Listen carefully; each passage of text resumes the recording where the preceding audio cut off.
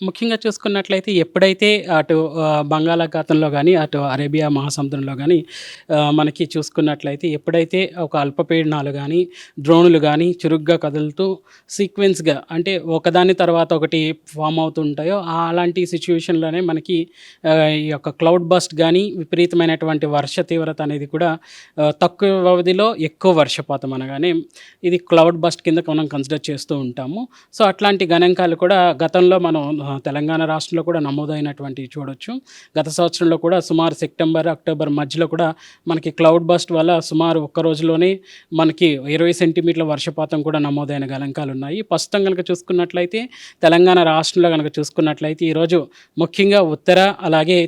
తూర్పు తెలంగాణ జిల్లాల్లో మనకి భారీ వర్షాలు సుమారు 8 జిల్లాలకు భారీ వర్ష సూచన అనేది ఇవ్వడం జరిగింది. ఆదిలాబాద్, కొమరంభీం అలాగే చూసుకున్నట్లయితే మన ముందున్నటువంటి మ్యాప్స్ గనక చూసుకున్నట్లయితే నిర్మల్,